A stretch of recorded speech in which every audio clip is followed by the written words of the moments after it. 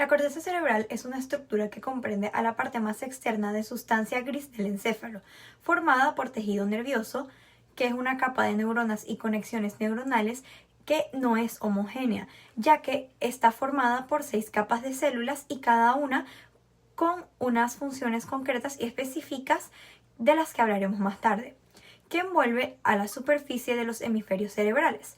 Posee un grosor aproximado de 2 a 4 milímetros y se pliega de forma compleja, con elevaciones conocidas como giros o circunvoluciones y depresiones llamadas surcos o cisuras. Gracias al correcto funcionamiento de esta, los humanos tenemos la capacidad de percibir aquello que nos ocurre y rodea, así como de imaginar, pensar, tener capacidad de juicio y decisión y finalmente la capacidad de entender y producir el lenguaje. Los tipos de corteza cerebral se clasifican en 3 grupos de acuerdo con su desarrollo y sus relaciones.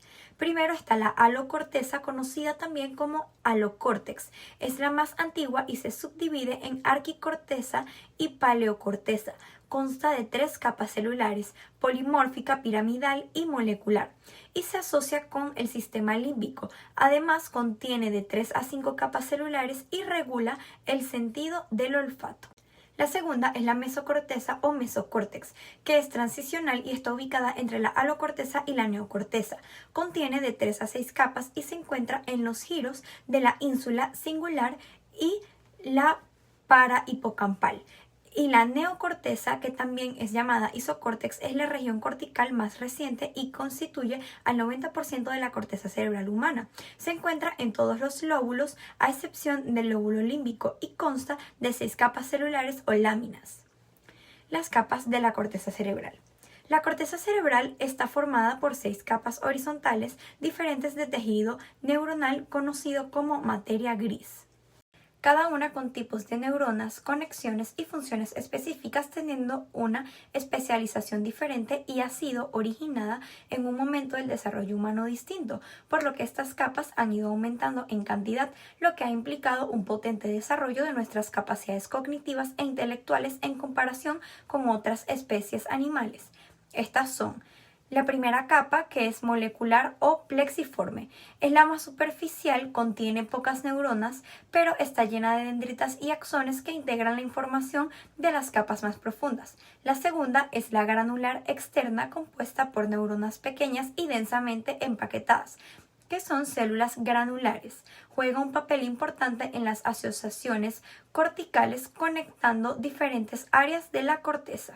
La tercera, que es la piramidal externa, contiene neuronas piramidales de tamaño mediano. Sus axones se extienden para conectarse con otras áreas de la corteza, facilitando la comunicación entre las distintas regiones corticales. La cuarta es la capa granular interna, compuesta principalmente por neuronas estrelladas o granulares. Es la principal receptora de información sensorial que llega desde el tálamo. La quinta es la piramidal interna. Aquí encontramos las neuronas piramidales más grandes de la corteza, incluidas las gigantes células de Betz en la corteza motora.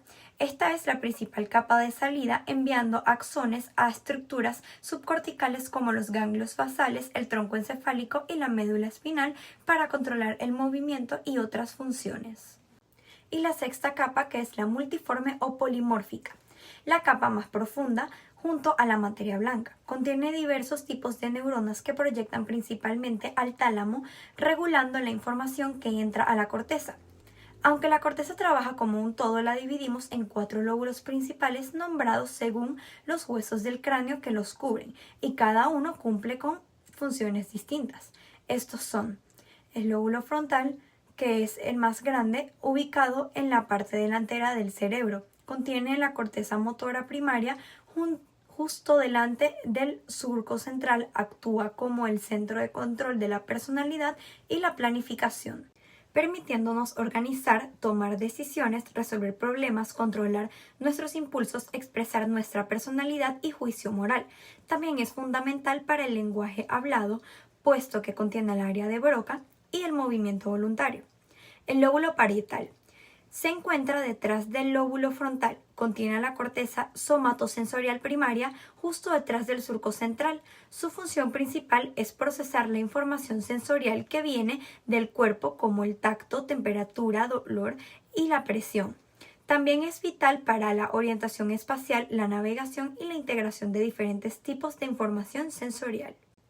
El lóbulo temporal, ubicado debajo del parietal, a los lados del cerebro, cerca de las sienes craneales, contiene la corteza auditiva primaria, es el centro principal del procesamiento del sonido, es decir, la audición.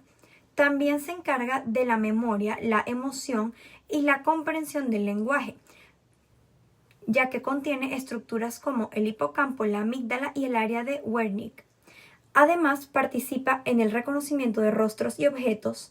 Y por último, el lóbulo occipital, situado en la región posterior del encéfalo, contiene la corteza visual primaria que se dedica casi exclusivamente al procesamiento de la información visual, pues es donde interpretamos lo que ven nuestros ojos, desde formas y colores hasta el reconocimiento de caras y escenas complejas. Como ya sabemos, la corteza está dividida en 4 lóbulos principales. Sin embargo, posee otra división más microscópica denominada las áreas de Brodmann. Esto es gracias al neurólogo Corbinian Brodmann, que a principios del siglo XX, basándose en la citoarquitectura, que es la ciencia que estudia la estructura y organización de las células de la corteza, identificó y enumeró alrededor de 52 áreas distintas. Aunque definidas por su aspecto microscópico, se ha descubierto que corresponden en gran medida a funciones específicas, como por ejemplo el área 4 en el lóbulo frontal es la corteza motora primaria encargada de iniciar los movimientos voluntarios. Áreas 1, 2 y 3 en el lóbulo parietal forman la corteza somatosensorial primaria, donde procesamos el tacto, la temperatura y el dolor de nuestro cuerpo. En el área 17, en el lóbulo occipital, es la corteza visual primaria, donde se recibe la información visual básica.